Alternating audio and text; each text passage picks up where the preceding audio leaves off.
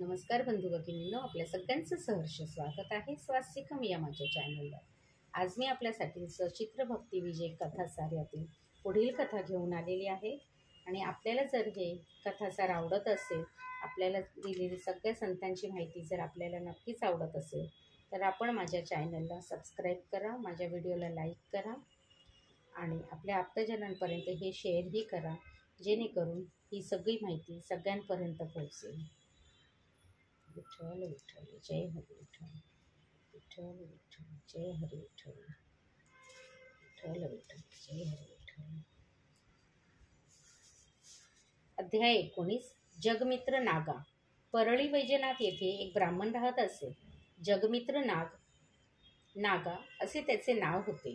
गावात भिक्षा मागून तो आपल्या कुटुंबाचे पालनपोषण करीत असे। रात्री देवळात कीर्तन करी। तो लोकांना आवडे, कारण तो खरोखरच संतुष्ट वृत्तीचा होता। पण काही लोकांना त्याची लोकप्रियता खपत नव्हती। त्यांनी त्याचा अपमान करण्याचे ठरविले। ते येता जाता त्याला अपशब्द बोलत, पण तो ते मनावर घेत नसे। एकदा तो कुटुंबासह झोपला असता दृष्टाने त्याचे घर पेटवून दिले। नागा जागा झाला। तो सारे घर आगीने वेढले होते। मुले झोपली होती, पत्नी झोपली होती, सारी जागी झाली। आक्रोश करू लागले। नागाने पांडुरंगाचा धावा सुरू केला। पांडुरंगाने त्यावेळी स्वतः सुदर्शनाने घराचे रक्षण केले, पण घर वरच्यावर जळून गेले। लोकांना वाटले सगळे कुटुंब जळून गेले असावे, पण ते वाचले होते। सकाळी लोकांना दिसले सर्वजण आत सुखरूप आहेत। जगमित्र नागा जगमित्रच होता। सर्व लोक त्याचा जय जयकार करू लागले आणि नागाला त्याचे घर पुन्हा बांधून देऊया असे आपसात ठरवू लागले। त्याला काहीतरी जमीन वगैरे लिहून द्यावी असे ठरवू लागले, पण त्याने काहीही घेण्यास नकार दिला। लोक म्हणाले, जे धान्य वगैरे पिकेल ते धर्माच्या करणी लागेल। मग नाही होय करता करता परळी वैजनाथ येथील 120 विघे जमीन लोकांनी त्याच्या नावे करून दिली। सर्व शेतकरी मिळून त्या जागेत पीक काढीत असत। काही दिवसांनी नवा हवालदार त्या गावी नेमणूक होऊन आला। त्यांनी ती जमीन जप्त केली।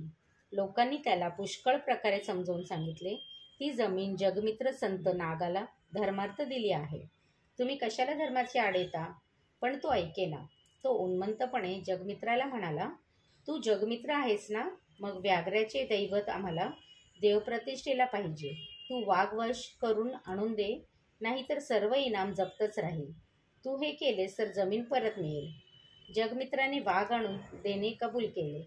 तो अरण्यात गेला। पंढरीनाथाचा धावा करू लागला। तेव्हा पंढरीनाथ स्वतः वाघाचे रूप घेऊन आला। तुला कोणी त्रास दिला? त्याने विचारले।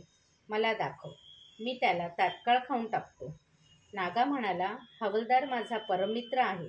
तुम्ही शांत होऊन भाव धरून त्याचे धर्मकार्य करण्यास मजबरोबर चला। वाघ म्हणाला, तू मला बरोबर घेऊन गावात चल, मग तिथे तुला मोठी गंमत दाखवितो। तेव्हा नागाने आपल्या उपरणे काढले व वाघाच्या गळ्याला बांधून तो वाघाला घेऊन आला। वाघ वाघ म्हणून गावात एकच ओरडा झाला। सारे लोक पळू लागले। पोरे बाळे किंचाळून धूम पळत सुटली। लोक गाव सोडून बुरुजावर चढले व नागा रस्त्याने वाघ घेऊन येत आहे हे पाहून लागले। कित्येक जण दारे लावून घरात बसले। वाघाबद्दल अनेक कुतर्क लोक करू लागले। अहो, हा वाघाचे रूप घेऊन विठ्ठलच आला आहे। आता तो त्या दृष्ट हवालदाराला शिक्षा करील। काही लोक हवालदाराला वाघ आला, आता तो तुझा निपात करील, नागाला छळलेस ना वगैरे सांगू लागले। वाघाने डरकाळी फोडली। हवालदार बायको मुलांना घेऊन आपल्या घरात दारे घट्ट लावून लपून बसला। तिकडे गावाची वेस बंद होती। वाघाने गर्जना करताच ती मोडून पडली। गावातून जगमित्र एकदम वाघासहित आला।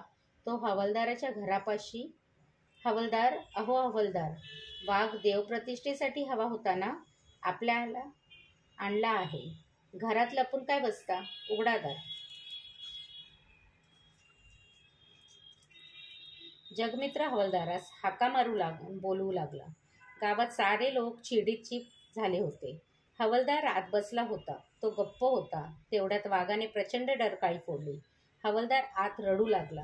तेव्हा त्याची बायको त्याला म्हणाली, अहो, तुम्ही एकटेच बाहेर जा। तुमच्यामुळे आमचा सर्वांचा जीव जायला नको। तुम्ही आता उतारवयाचे झालेले आहात, आम्हाला का बळी देता? हाय हाय, मरणाची वेळ आली कोणीच आपलं नाही. हवालदार एकदम पश्चाताप होऊन रडू लागला. जगमित्राची करुणा भाकू लागला. तेव्हा जगमित्र वाघाला घेऊन परत गेला.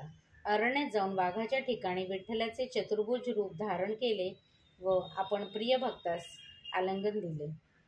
जगमित्रावरील संकट टळले. सर्व ग्रामस्थांसह हवालदार आता जगमित्राच्या स्नेही झाला होता.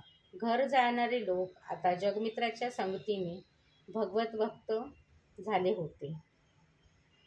हा अध्याय इथेच संपत आहे. विठ्ठल विठ्ठल, जय हरी विठ्ठल. श्री विठ्ठल रखुमाई पर्णमस्तु. शुभम भवतु, शुभम भवतु, शुभम भवतु. विठ्ठल विठ्ठल, जय हरी विठ्ठल. विठ्ठल विठ्ठल, जय हरी विठ्ठल.